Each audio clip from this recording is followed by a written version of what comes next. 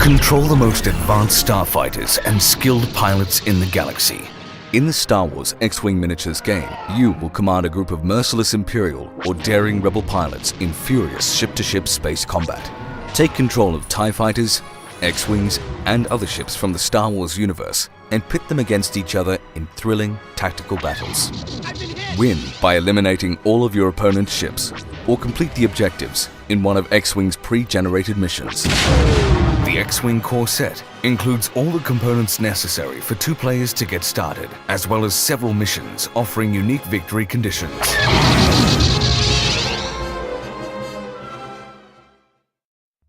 Stabilize your rear deflectors. Watch for enemy fighters. X-Wing is played over a series of rounds, each consisting of 4 phases: the planning phase, activation phase, combat phase, and end phase.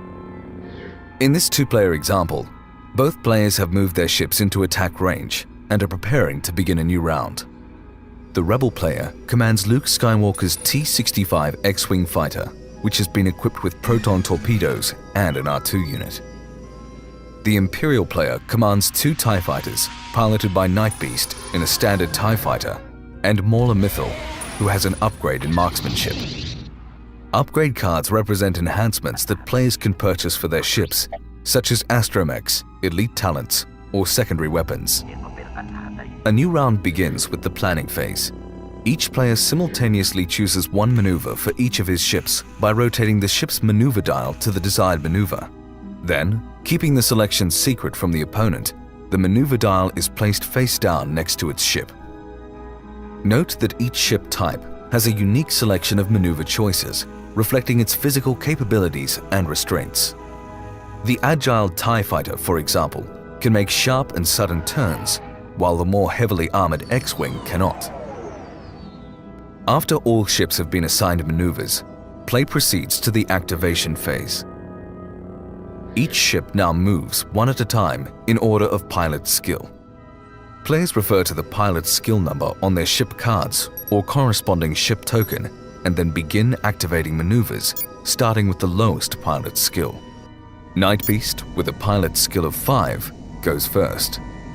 Night Beast turns his dial face up, revealing a bank left maneuver with a speed of 3.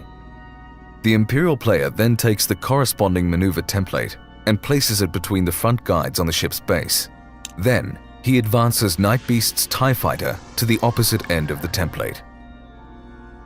During its activation, each ship has the opportunity to perform one of the actions indicated on its corresponding ship card.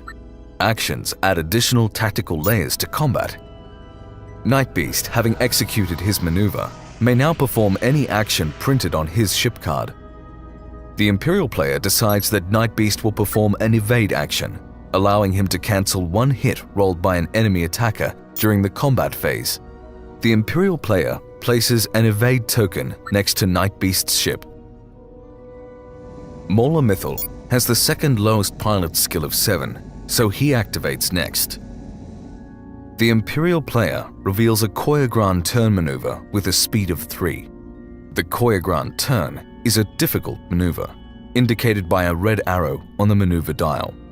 The Imperial player moves his ship along the path of the maneuver template and then rotates the ship 180 degrees so that it is now facing the opposite direction. After a ship executes a red maneuver, a stress token is placed near the ship.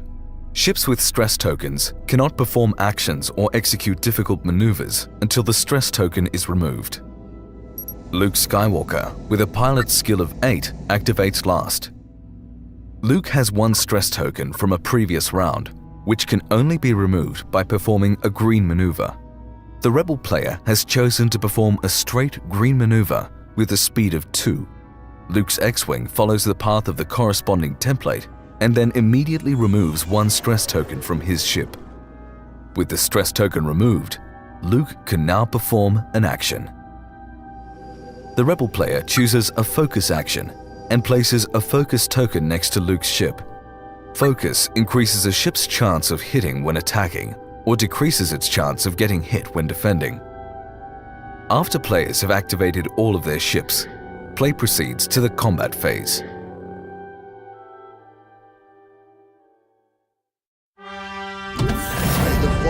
with her. During the combat phase, each ship may perform an attack against one enemy ship within its firing arc and range. Turn order during combat is once again dictated by pilot skill, but now proceeds from highest to lowest.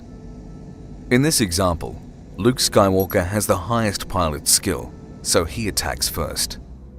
At the front of each ship token is an area indicating the ship's firing arc. An enemy ship is considered to be inside the firing arc if any part of the enemy ship's base falls inside of this arc. If the enemy ship is inside the firing arc, the player then notes the range. In this example, Night Beast is outside of Luke Skywalker's firing arc, but Mauler Mithel is within it. Range is measured using the range ruler, which is divided into 3 sections. Primary weapon attacks made at range 1 provide a bonus to the attacker, while those attacks made at range 3 provide a bonus to the defender. Further, some weapons or abilities may provide bonuses or restrictions based on the attacking range. In this example, Luke Skywalker is attacking Mauler Mithel at range 2, which gives no attack or defense bonus. After the attacking ship has determined any range bonuses, the attacking player rolls his attack dice.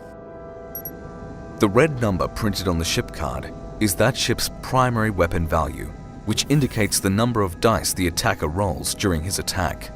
Luke Skywalker has a primary weapon value of 3, indicating that the rebel player will roll 3 attack dice for Luke's X-Wing. The rebel player rolls 1 hit result, 1 critical hit result, and 1 focus result. During the activation phase, the rebel player placed a focus token near Luke Skywalker. This token allows Luke to change his focus result to a hit result.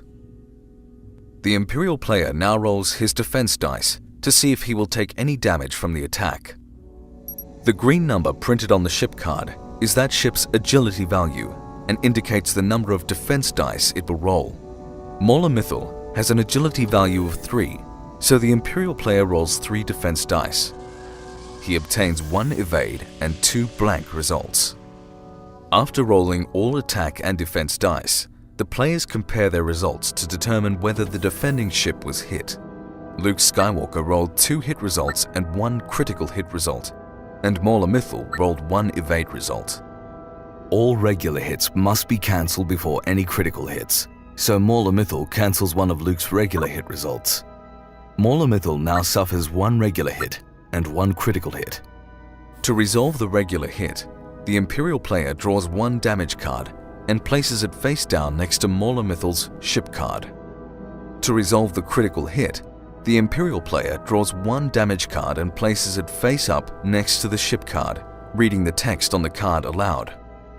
In this example, Mauler Mithel has suffered a damaged cockpit, and his pilot skill will be lowered starting in the next round. The Imperial player places a critical hit token next to Mauler Mithel's ship, indicating that the ship has suffered an ongoing damage effect. When the total number of damage cards assigned to a ship equals or exceeds its hull value, that ship is destroyed. Since his ship's hull value is 3, Mauler Mithel survives Luke's attack. The damage cards remain with the affected ship. Mauler Mithel has the 2nd highest pilot skill, 7, and attacks next. Luke Skywalker falls inside Mauler Mithel's firing arc and is at range 2, which gives no attack or defense bonuses. The Imperial player rolls 2 attack dice, the number indicated by the primary weapon value printed on his ship card. The Imperial player rolls 2 hit results. The Rebel player now rolls his defense dice for Luke Skywalker. Luke's agility value is 2, so he rolls 2 defense dice. The Rebel player rolls 1 blank result and 1 evade result. Luke's X-Wing suffers 1 hit. Because X-Wings are equipped with deflector shields, the hit result removes 1 shield token instead of damaging the hull. After a ship's shields have been depleted, damage to that ship is recorded using damage cards as normal. The last ship to perform an attack is Night Beast, who has the lowest pilot skill of 5.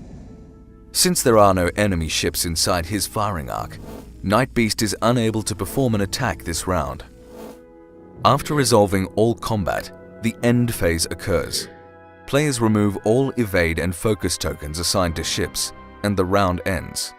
If neither player has destroyed all of his opponent's ships or fulfilled the victory conditions of a mission, a new round begins, starting with a new planning phase.